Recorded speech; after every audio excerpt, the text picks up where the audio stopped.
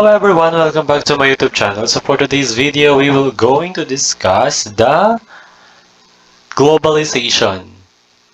So what is globalization? Globalization can be described as a process by which the people of the world are unified into a single society and function together. It is a combination of economic, technological, sociocultural, and political forces. It is a term used to describe the changes in societies and the world economy. Is often used to refer to economic globalization, that is, integration of national economies into an international economy through trade, foreign direct investment, capital flows, migration, and the spread of technology. Increases the possibilities of personal exchange, mutual understanding, and friendship between world citizens.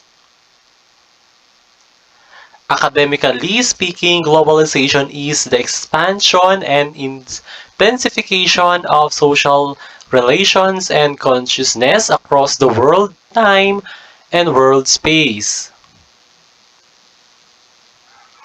It must not be confused with making things common around the world. It is an integration and not simulation. It is a concept that is not easy to define because in reality, globalization has a shifting nature.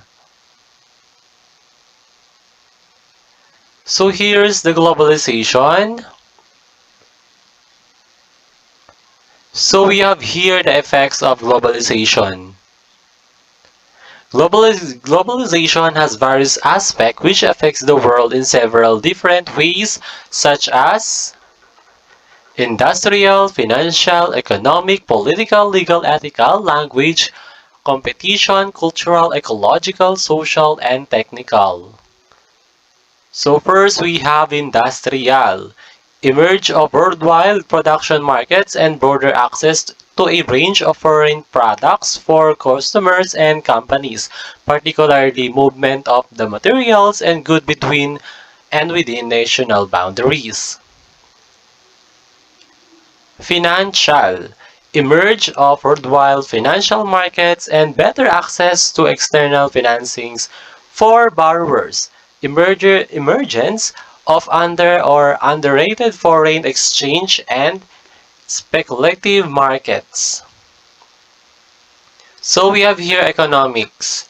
Realization of a global common market based on the freedom of exchange of good and capital. Next is political. Some use globalization to mean to creation of a world government or cartels of government.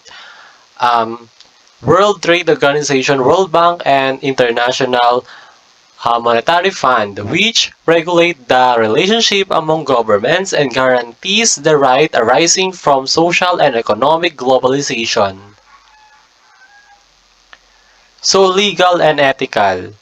The creation of the International Criminal Court and international justice movements.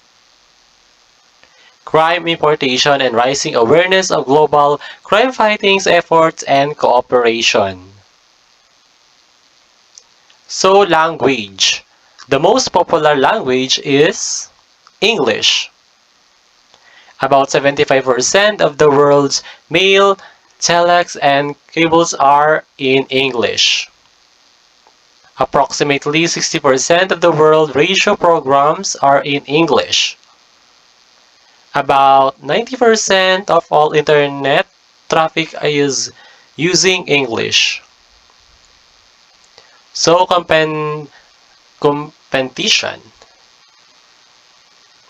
Survival in the new global business market calls for improved productivity and increased competition. Many industries around the world doing the same thing, so industries have to upgrade their products and to use technology skillfully to complete. So we have here cultural. Growth of cross-cultural contract,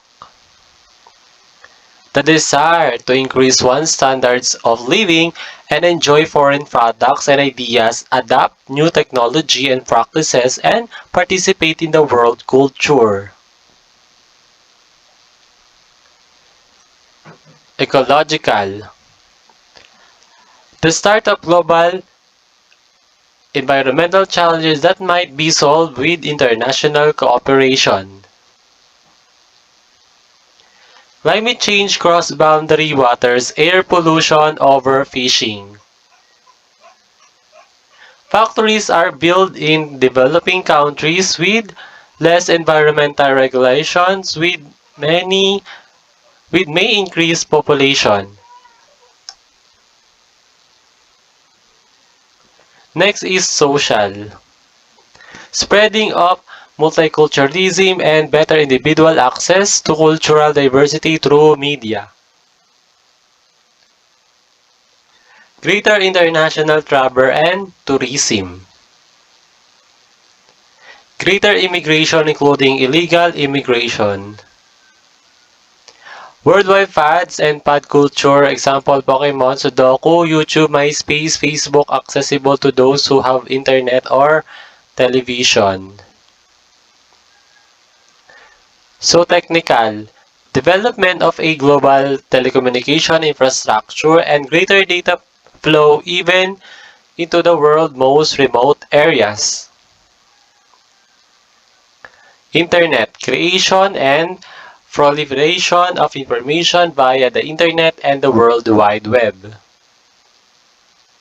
Communication satellites broadcast information through space around the planet, nearly simultaneously allowing for communication almost everywhere on Earth. Technical. Television.